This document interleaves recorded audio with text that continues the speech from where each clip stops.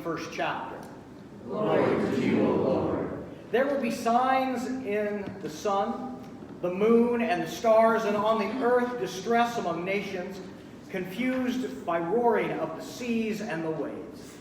People will faint from fear and foreboding at what is coming upon the world, for the powers of the heavens will be shaken. Then they will see the Son of Man coming in a cloud with power and great glory.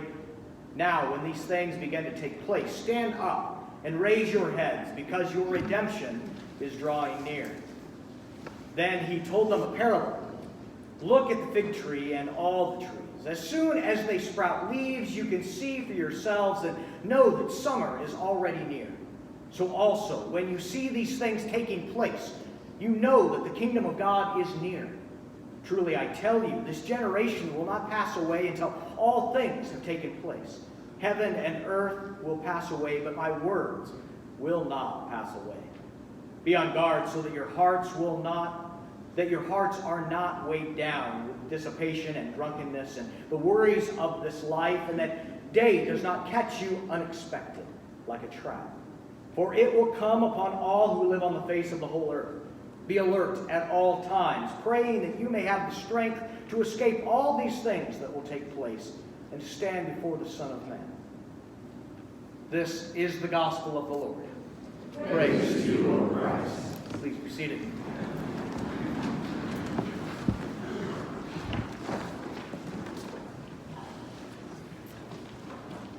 Well, it's coming. We know it's coming because we saw the signs, big signs. It was a big coffee cup,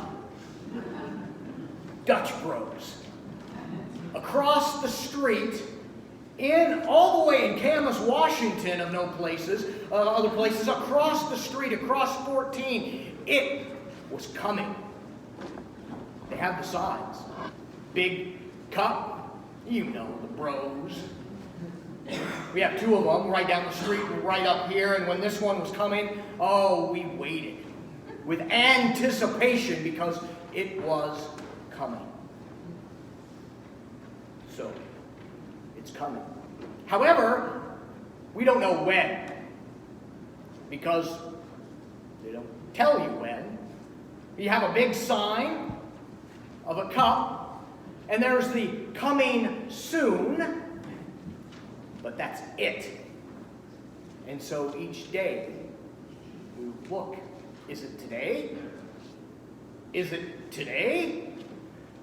Which, when I wrote this on Thursday, it wasn't that day. Yesterday was the day, as Joey sent me a text and said, "It's open!"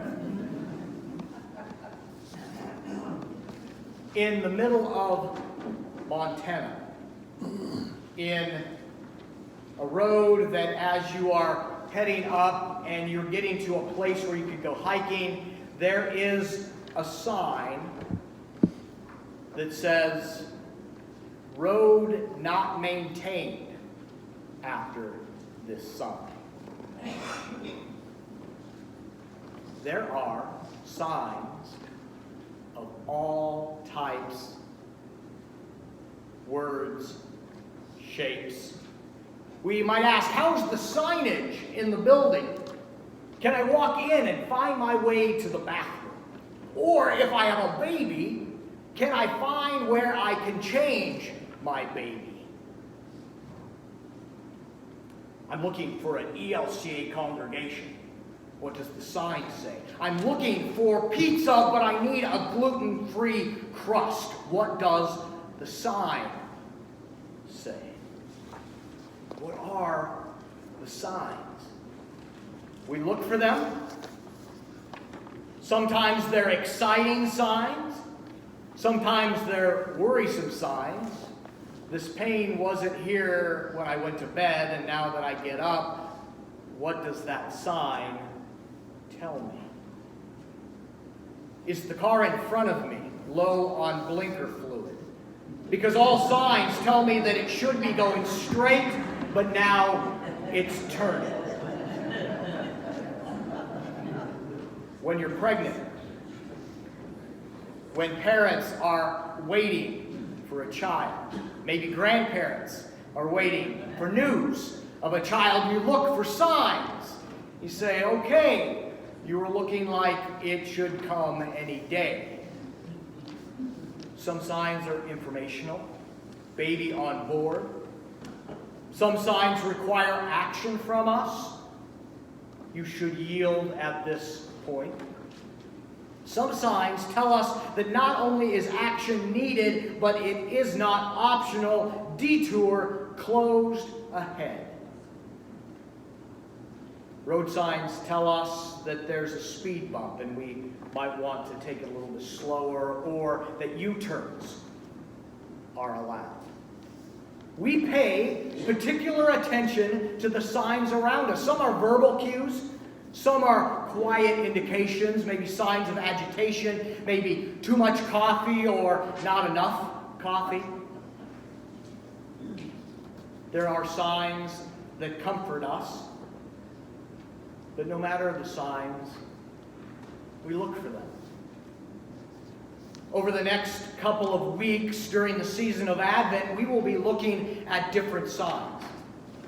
It might be John the Baptist who calls out to make a U-turn. It might be the beckoning to make a change, or to slow down, or to take heart and sit in silence, maybe yield a little bit. Especially last night when we had the Advent by candlelight, as we were reminded as we walked into the season of Advent to take heart and to have hope. The gospel lesson for today, for all intents and purposes, might be the sign detour, or perhaps it feels like it's that sign that says beware of, and instead of dog, it's backwards, and it says beware of G-O-D. Beware of God. That's how it feels when we hear about these signs, that there will be these things. And Bible verses like this can cause fear to reach into our very hearts and make us wonder. We are called to watch for signs, and we, in this time of Advent, are reminded that not only do we believe that Christ comes in the manger, but that Christ promises to come again, and we are called to be on the watch for signs, for Christ coming, and also Christ already present in our midst. But this can be hard to remember. It can be hard to remember because of fear. You see, I think that's the point of this gospel lesson today. Fear can cause us to miss the Christ that's in our midst. That we can turn inward when we are afraid. We can be inward focused rather than outward focused. We can close the door. We can say, you are not like us. And fear then can take over. And we get weighed down. The gospel writer reminds us that we are to watch and to fight against the worries of this life. Mentions the word drunkenness. And I think that's beyond just the act of taking a drink, but rather the why. The doling of the pain, the not being able to pay attention, to sleep extra long. We want to forget the hurt and the fear. But what we hear in the gospel lesson today is not that signs should make us afraid, but rather we are able to stand with our heads held high. That we stand with certainty, that we know the one who is coming, that we know the one who is in control. Now, like the Dutch brothers across the street, the promise of caffeine was assured. We knew that it was coming, we just didn't know when. Or like that sign in the middle of Montana, in this dirt road that you're going up, and there's that sign that says, road is not maintained after this sign. They were telling the truth. We got past that sign. We're driving up to go hiking like we normally do in the summer, and as we're going up, we pass this sign, road not maintained after this sign. We start moving on, and I tell you what, I could easily have been afraid, because road, using that word, is generous. That road vanished. There was something there. And I could have easily been afraid of what the sign told me. But you see, my dad was driving. And I trust my dad. He's one of the best drivers I know, and I've been riding with him for a day or two. And as we passed that sign and the road seemed to vanish, it should have said detour or road closed.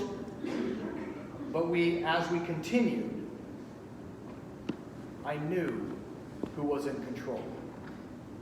I knew that my dad was driving, and I knew that I would be okay. The gospel lesson today reminds us of that fact. Reminds us as we recognize and we see signs that are around us, where we look and we can be afraid and we can be worried and we can be scared out of our minds, we stop and we can also, and especially then, be hopeful, as we heard last night from Pastor Michelle. We can be hopeful because we know who's in control. The gospel lesson tells us that we need not be worried, that we can stand and hold our heads up and look for the coming of Christ in the manger, coming again, and also Christ coming in our midst, in the stranger, in the person across the street, in the poor, in the neighbor that is sitting next to you in the pew. We can come and we can lift our heads high and we can look for the signs that Christ is sending us, that Christ is asking us to speed up, perhaps, in telling the message of God, and then to slow down as we take the message in as the world speeds up around us. But as we gather, as we watch for those signs, I ask for you, like I asked the kids at the children's sermon, as you leave this place, watch for the Christ in your midst. Watch for the signs that Christ is present in, with, and under you, carrying you into the world. Watch for the signs like bread and wine as you are fed and you are prepared for this journey. Watch for the ways that Christ is directing you. Because, the beautiful part about our Christ is that things like blinker fluid never get low. That Christ's energy to be with us and to guide us never fails. That Christ walks with you. And we can stand and hold our heads up high and watch with certainty that Christ is in control and God is our guide, as God has always been and will always be.